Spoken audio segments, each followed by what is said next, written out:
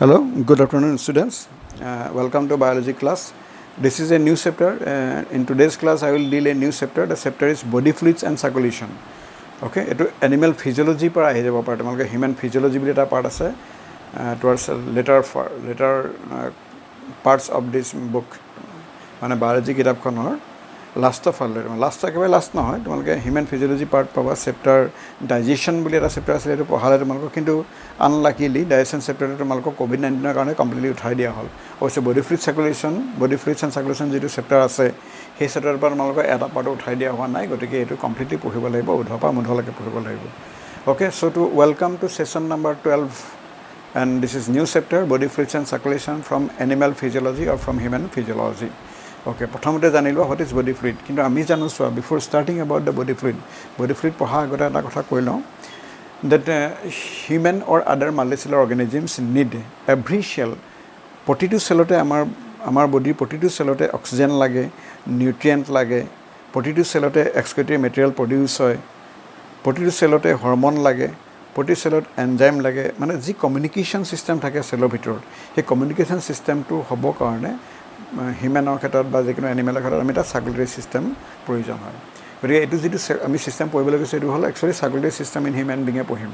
কিন্তু যেটো সিলেবাসত বা আমাৰ কিতাপত heading to body fluids and circulation কৈছে মই তেনেকৈ লিখি দিছো কিন্তু actually it is nothing other than the circulatory system or parts of circulatory system আমি একচুয়ালি সাৰ্কুলেটৰি সিস্টেম পঢ়াইছো হিউম্যান বিঙৰ গতিকে এই circulatory system is required for supply to every individual cell of required oxygen and supply every individual cell for the nutrient supply লাগিব oxygen supply লাগে আৰু তেনেকৈ carbon ডাই oxide সেলৰ ভিতৰত মেটাবলিক এক্টিভিটি কাৰণে প্ৰডিউস হয় সেইখিনি ৰিমুভ কৰিব লাগিব তাকে ওয়েষ্ট প্ৰডাক্টস বিলাক প্ৰডিউস হয় এক্সক্ৰিটৰি ওয়েষ্ট প্ৰডাক্ট যিবিলাক প্ৰডিউস হয় সেলৰ ভিতৰত সেইখিনি মেটাবলিক বাই প্ৰডাক্ট যিবিলাক প্ৰডিউস সেইখিনি ৰিমুভ কৰিব লাগিব তেনেকৈ আৰু কিছুমান কমিউনিকেশন হৰমনো পঠিয়াব লাগে সেলবিলাকৰ ডিভিজন হ'ব সেলবিলাকে কিবা কাম কৰিব গতিকে এটসেট্ৰা যিকোনো কামৰ কাৰণে সাধাৰণতে যেটো সিস্টেম আমাৰ বডিত থাকে কমিউনিকেশনটো মেইনটেইন কৰিবৰ কাৰণে সেই সিস্টেমটোৰ নামে হ'ল সাৰ্কুলেটৰি সিস্টেম আৰু circulatory system is made by different kind of body fluids অবশ্যই বডি ফ্লুইড বুলি ক'লে আমাৰ বডিত থকা ফ্লুইড লিকুইড পাৰ্টকে বুজাব the liquid content that present in our body is the body fluid কিন্তু this body fluid is mainly present inside the cell আমি তাকে ইন্ট্ৰাসেলুলাৰ ফ্লুইড বুলি কওঁ আৰু এটা পাৰ্ট আউটসাইড দ্য সেল থাকে মানে বিটুইন দ্য সেলস থাকিব টিস্যু সেলৰ ভিতৰত থাকিব টিস্যু সেলবিলাকৰ মাজে মাজে থাকিব ইন্টাৰসেলুলাৰ স্পেচবিলাকত থাকিব আমি তাক কওঁ that is we call as extracellular fluid মানে intracellular fluid extracellular fluid there are two types of body fluids present in our body okay intracellular fluid to মানে সেলৰ ভিতৰত থাকিব আৰু protoplasmক আমি কম সাধাৰণতে protoplasm is the intracellular fluid কিন্তু tissue fluid to সেলৰ বাহিৰত বা সেল বিলাকৰ মাজে মাজে in between cells আমি যেটো ফ্লুইড পাম তাক আমি তাক টিস্যু ফ্লুইড বুলি কৈছো এটো ইন্টাৰস্টিচিয়েল ফ্লুইড হ'ব পাৰে কিবা আমি সোৱা লাঙৰ চাইফল আমি ফ্লুইড পাব পাৰো আমি প্লুৰাল ফ্লুইড কম তেনেকৈ হাৰ্টৰ চাইফলে পাব পাৰো পেৰিকাৰ্ডিয়াল ফ্লুইড পাওঁ তেনেকৈ cerebrospinal fluid present in the brain also is a extracellular fluid বা intracellular fluid intercellular আৰু extracellular fluid একেটাই কিন্তু intracellular fluid বুলি ক'লে protoplasm বা সেলৰ ভিতৰত থকা ফ্লুইড বুজাব okay intracellular fluid Cellular fluid is characterized by higher abundance of potassium ion as well as bicarbonate and other ions. Potassium ion খুব বেছিকৈ থাকে chloride ion sufficient quantity থাকে কিন্তু খুব বেছিকৈ নহয় কিন্তু extracellular fluid আমি higher amount of sodium হে পাম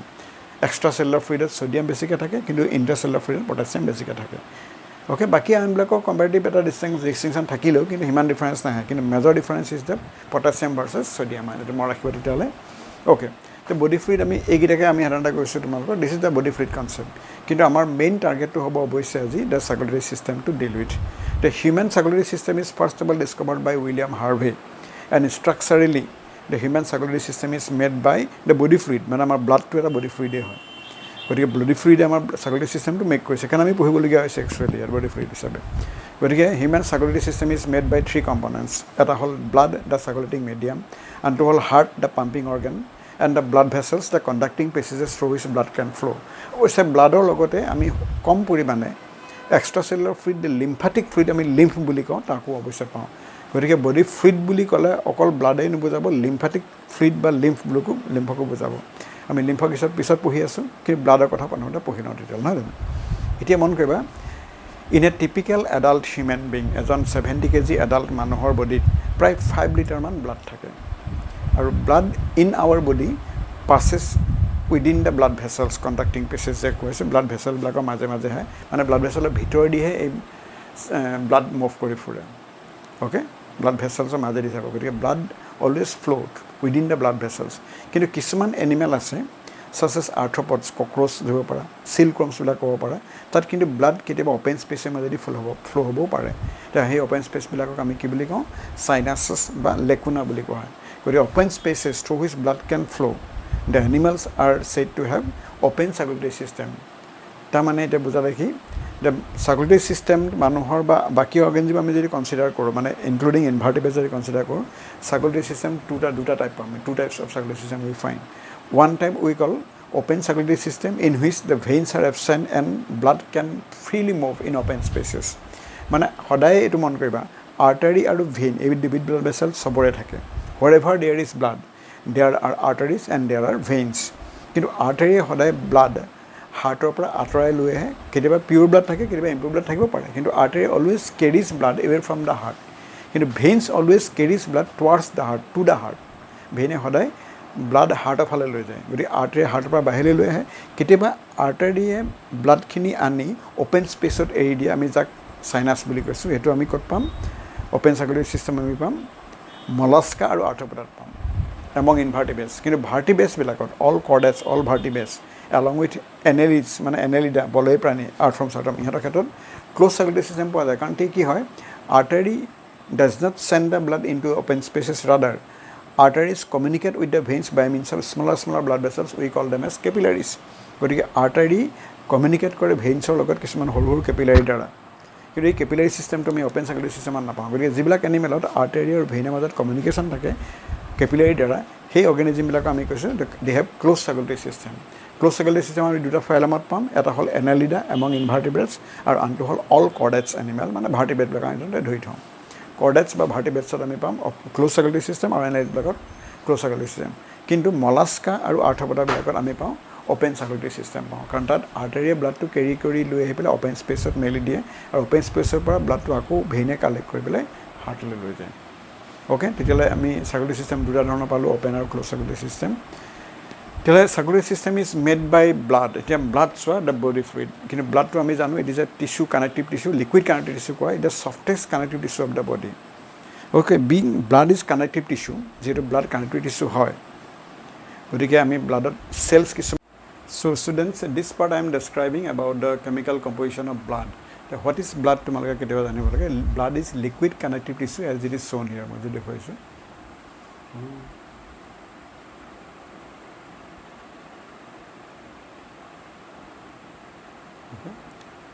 blood is a liquid connective tissue and is made of two parts plasma and foam elements ইয়াত দেখুৱাইছে তোমালোকৰ লেফ্ট হেণ্ড ছাইডত এটা ফিগাৰ টেষ্ট টিউব দেখুৱাইছে টেষ্ট টিউবত আমি যদি 100 ml ব্লাড লৈ আহোঁ আমাৰ বডিৰ ভিতৰৰ পৰা তেতিয়াহ'লে প্ৰায় 55 ml প্লাজমা হ'ব লিকুইড পাৰ্টটো ওপৰৰ ক্লিয়াৰ ট্ৰান্সপাৰেণ্ট পাৰ্টটো ষ্ট্ৰ কালাৰ যিটো পাৰ্ট পাইছে সেইটো প্লাজমা কৈছোঁ আৰু তলৰ যিটো প্ৰেচিপিটেড চেডিমেণ্ট হিচাপে পৰিলে তাক আমি ফৰ্ম এলিমেণ্টছ বুলি কৈছোঁ আৰু ফৰ্ম এলিমেণ্টছ মানে ব্লাড চেলবিলাক These are different types of blood cells. গতিকে form elements represent the blood cell types আৰু plasma represent the liquid part of the body কিন্তু প্লাজমা আকৌ যদি আমি কেমিকেল কম্পজিশ্যন চাওঁ আমি তাত আকৌ 90% ৱাটাৰ পাওঁ আৰু 10% চলিড পাম সেই 10% চলিডৰ ভিতৰত আকৌ ইনঅৰ্গেনিক থাকিব ক্লৰাইড চল্ট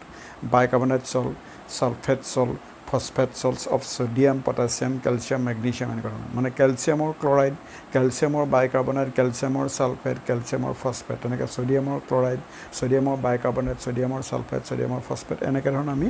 কিছুমান ইনঅৰ্গেনিক এলিমেণ্ট পাওঁ এই ইনঅৰ্গেনিক কেমিকেলছবিলাক হয়তো either there in the form of free ৰেডিকেলছৰ এলিমেণ্টছ যিয়ে নাথাকক লাগে inorganic substances helps in the formation of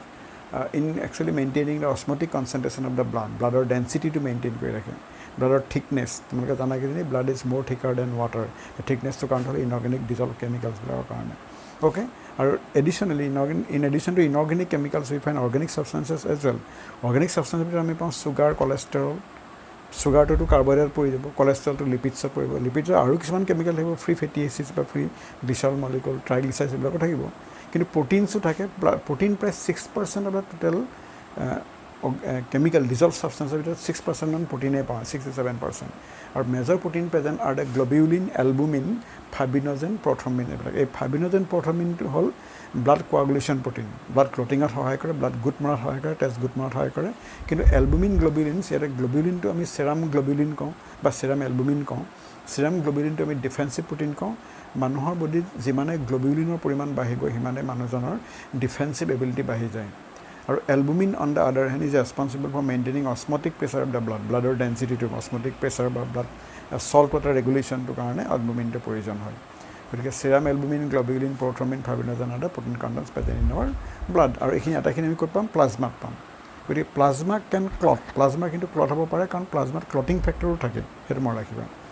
Okay.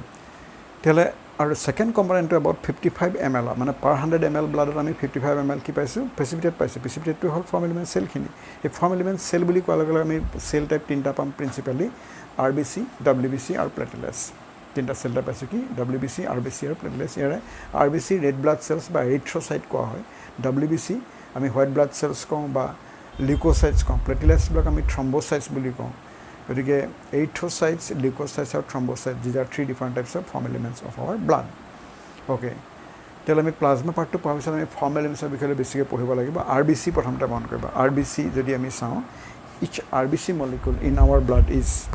RBC is in human body কিন্তু mammals-ত আমি মন কৰিবা RBC অৱশ্যে আমি ইনভাৰ্টিব্ৰেটৰ পৰা আৰম্ভ কৰি ইনভাৰ্টিব্ৰেট নাপালো আমি ভাৰ্টিব্ৰেটছ বিলাকত starting from fishes we find RBC ফিছৰ পৰা আৰম্ভ কৰি আমি RBC পাম কিন্তু ফিছ বা amphibians বা reptiles বা apes বিলাকৰ RBC সদায় নিউক্লিয়েটেড হয় কিন্তু আমাৰ mammalian RBC are without nucleus except camel and llama camel আৰু llamaক বাদ দি বাকি mammalৰ RBC বিলাক without nucleus গতি RBC কেইটামান character আছে কি they are enucleated cell enucleated মানে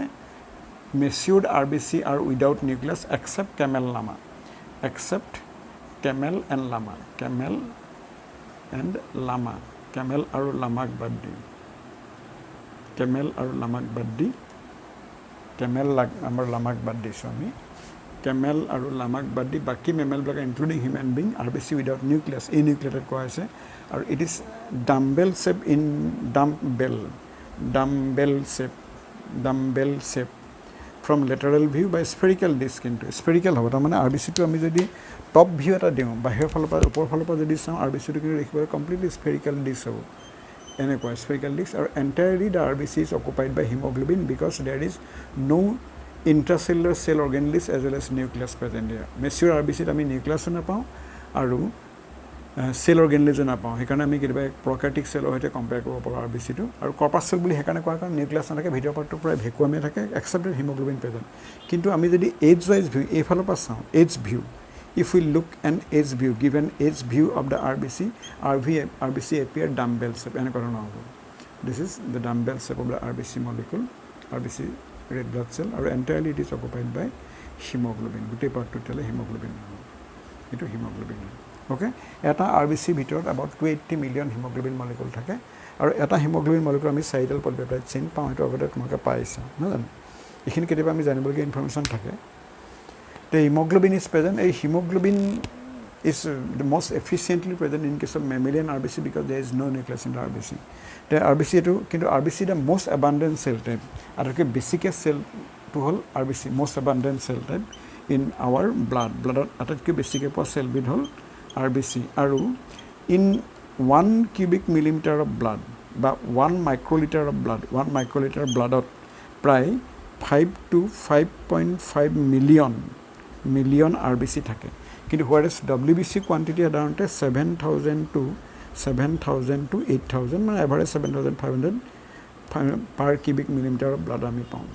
okay আৰু platelets কিন্তু 2 to 3 lakhs per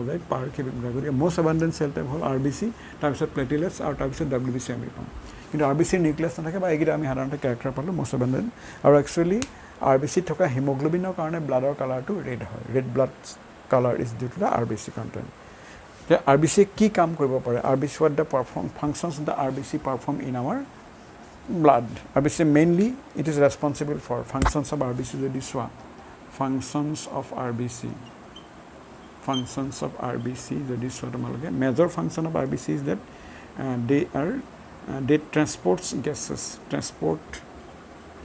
gases. Oxygen towards the body tissue from lung, body tissue ফালে লৈ যায় লাঙৰ ফালৰ পৰা, আৰু body tissue ফালৰ পৰা কাৰ্বন ডাই অক্সাইড উভতা ডিৰেকশ্যনত লৈ আহে, লাঙলৈ লৈ আহে। গতিকে RBCত থকা ব্লাডত থকা RBC মেইন ফাংচনটো হ'ল transport of gases, oxygen towards the body tissue and carbon dioxide away from the body tissue. এইটো ফাংচন নম্বৰ 1 ক'লা। ছেকেণ্ড ফাংচনটো RBC বিলাকৰ লাইফ টাইম 120 ডেইজ বা আমি 4 মান্থছ বুলি কৈ থওঁ। 4 months their lifetime in our body, 4 মাহ মানলৈকে জীয়াই থাকে। কিন্তু after 120 days is over, RBC are sent to spleen। সেইকাৰণে স্প্লিনক আমি গ্ৰেভিয়াৰ্ড অফ RBC বুলি কওঁ, গ্ৰেভিয়াৰ্ড অফ RBC কোৱা হয়। আৰু in স্প্লিন RBC is broken down into 2 components। স্প্লিনৰ ভিতৰত যেতিয়া তাৰমানে 120 days হ'ব, তেতিয়া RBC বিলাকক দুটা ভাগত ভাগ কৰি পেলাই কোনে স্প্লিন নামৰ এই গ্লেণ্ডটোৱে, স্প্লিন ডিভাইডছ RBCক দুটা ভাগত ভাগ কৰি ইয়াৰ পৰা একচুৱেলি হিমোগ্লোবিন পাৰ্টটো বাকী চেলটো একচুৱেলি ডেষ্ট্ৰয় কৰি দিয়ে। হিমোগ্লোবিন পাৰ্টটো যিটো থাকে RBCত থকা হিমোগ্লোবিনটো ব্ৰেকআপ কৰি দুটা কমন, এটা হ'ল হিম গ্ৰুপ উলিয়াই দিয়ে আৰু আনটো হ'ল গ্লোবিন প্ৰটিন পাৰ্টটো উলিয়াই দিয়ে। অ'কে, গ্লোবিন প্ৰটিন পাৰ্টটো আকৌ ৰিএবজৰ্ব হৈ যায় আমাৰ বডিত, it is reabsorb back in our body. আৰু হিম পাৰ্টটো আকৌ দুটা পাৰ্ট থাকিব, এটা আইৰণ আৰু আনটো হ'ল পৰফাইৰিন ৰিং ছিষ্টেম। আইৰণ আৰু porphyrin ring. A porphyrin ring to, so this porphyrin part is it is sent to liver for further breakdown. Liver ইয়াৰ আকৌ দুটা ভাগত ভাগ হৈ যায়। In liver the hemoglobin porphyrin radical is broken down into 2 components। hemoglobin পাৰ্টটো দুটা ভাগত ভাগ হৈ যায়। এটা পাৰ্ট হ'ল চোৱা ইট ইজ বিলিৰুবিন কয়, এটা পাৰ্টৰ নাম হ'ল বিলিৰুবিন আৰু আনটো নাম হ'ল বিলিভাৰ্ডিন। বিলিভাৰ্ডিন আৰু বিলিৰুবিন দুটাকে আমি বাইল পিগমেণ্টছ বুলি কওঁ। দিছ টু আৰ বাইল পিগমেণ্টছ। বাইল লিভাৰত যিটো বাইল থাকে লিভাৰত, এই দুটাই হ'ল বাইল পিগমেণ্ট বুলি কৈছে। গতিকে bile pigments present in the bile is derive from the breakdown of haemoglobin molecular. আৰু this bilirubin and biliverdin then they are both sent outside through stool as well as through urine.